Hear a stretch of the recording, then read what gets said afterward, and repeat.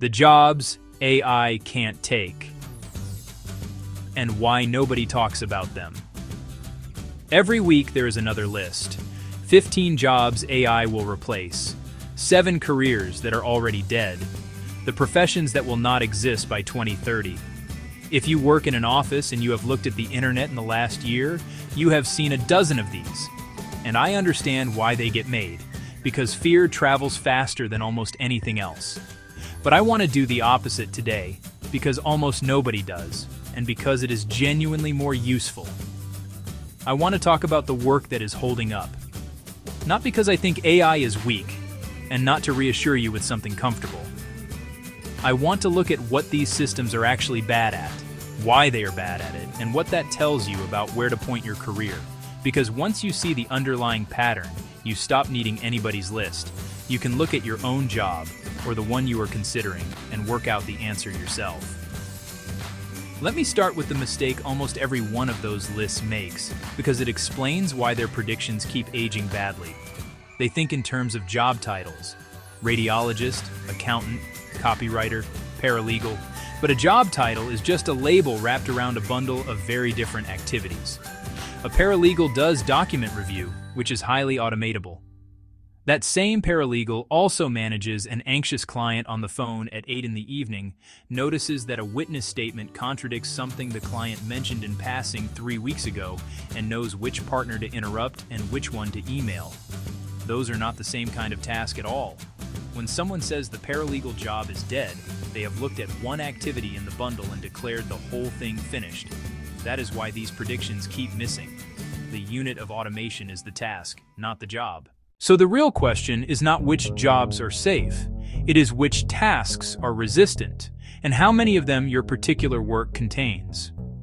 Let me give you the 4 properties that make work genuinely hard to automate, based on what these systems actually struggle with, rather than what sounds reassuring.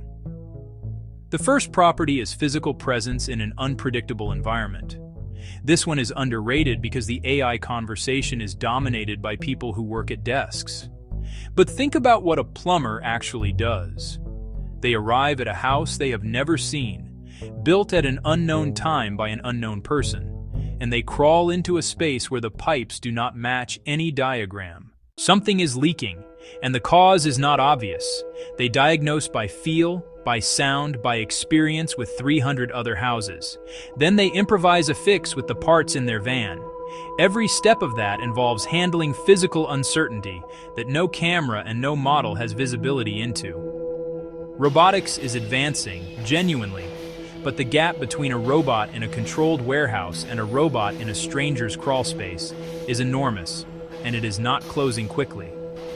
The same applies to electricians, HVAC technicians, nurses, physical therapists, chefs in a real kitchen, and anyone whose work happens in a messy, variable, physical world. The second property is accountability. This one is invisible until you look for it, and then you see it everywhere. A large amount of professional work is not really about producing the answer. It is about someone being responsible for the answer. When a structural engineer signs off on a building, they are not just doing a calculation. They are attaching their license, their liability, and their career to that judgment. If the building fails, there is a person who answers for it. AI can run the calculation. AI cannot be liable. It cannot be sued, disciplined, struck off, or held to account in any way that means anything. Which means that in every field where being wrong has serious consequences, there has to be a human whose name is on it. Medicine, engineering, law, finance, aviation, construction. The AI can do the work. Someone still has to own it. And owning it is the part that is actually being paid for. The third property is what I would call relational trust. There are situations where the identity of the person delivering something is not incidental to the value, it is the value. When someone sits across from a therapist and describes something they have never told anyone, the fact that another human being is receiving it is the mechanism. When a business owner sells the company they spent 30 years building, they want an advisor who understands what that means to them, not just a valuation. When parents choose a teacher for their child, they are choosing a relationship. You can automate the informational component of all of these.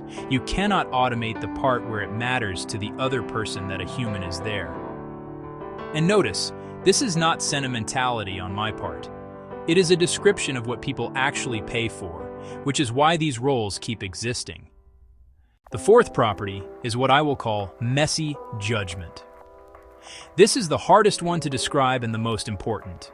It is the work of making decisions with incomplete information, competing interests, and no clean answer. Consider a manager who has two talented people who cannot work together. There is no correct answer. There is a set of trade-offs involving fairness, team morale, the specific personalities involved, what happened 6 months ago, and what the company needs next quarter. The manager has to weigh things that cannot be weighed against each other, decide, and then live with it. AI is genuinely excellent when the goal is clear and the criteria are defined. It is much weaker when the actual difficulty is that the goal itself is contested. And an enormous amount of senior professional work is exactly that kind of problem. Now let me be honest about the limits of what I am telling you, because I do not want you walking away with false comfort. None of these four properties is permanent. Robotics will improve. Legal frameworks for AI accountability will develop. Some tasks I would have called resistant 3 years ago are not resistant now. What I am giving you is not a list of safe harbors. It is a way of reading the ground you are standing on so you can notice it shifting before it moves under you. And here is the second honest caveat, which matters more. Being resistant to automation is not the same as being valuable. There are jobs AI will not touch that are underpaid, exhausting, and getting worse. Safe is not the same as good. What you actually want is not the corner of the economy AI cannot reach. You want work that combines resistant elements with genuine leverage, and those are different questions. Which brings me to the part that is actually actionable. Take your own job and split it into 2 columns. In the first column, list the things you do that are predictable, information-based, and could be described clearly enough that someone else could follow the instructions. In the second column, list the things that involve physical unpredictability, personal accountability, relationships where you specifically matter, or judgment calls with no clean answer. Be honest, because the temptation is to inflate the second column. Almost everyone thinks their work is more irreplaceable than it is. Now look at the ratio. If most of your time is in the first column, that is not a reason to panic. It is information. It tells you that the value of your role is going to compress, and you have time to do something about it while you still have income and stability. The move is not to run to a different industry. It is to deliberately shift your time toward the second column inside the work you already do. Take the client relationships nobody wants to handle. Get involved in the decisions rather than just the execution. Become the person who is accountable rather than the person who produces the draft. And here is the leverage that people miss. Using AI well makes that shift easier, not harder. If the automatable half of your job takes 80% less time, you have suddenly freed up capacity for exactly the work that is hard to replace. The people getting squeezed are not the ones using these tools. They are the ones spending all day on tasks that a tool now does in minutes, while someone in the next office has already redeployed that time into judgment, relationships, and ownership. The tool is not the threat. Standing still while the tool exists is the threat. Let me close with the thing I actually believe, since I have been arguing against easy stories all the way through this. The honest picture is not that some jobs are safe and some are doomed. It is that almost every job is a mix. The mix is shifting, and the shift is uneven and often unfair. There are people who will be hurt by this through no fault of their own, and I am not going to pretend otherwise to make the video end on a nicer note. But the direction of the shift is legible if you look at it properly. Physical unpredictability, accountability, relational trust, and contested judgment are the ground that is holding. Not permanently, not for everyone, but for long enough to matter and long enough to move. That is what this channel is for. Not lists designed to frighten you and not reassurance designed to make you feel better.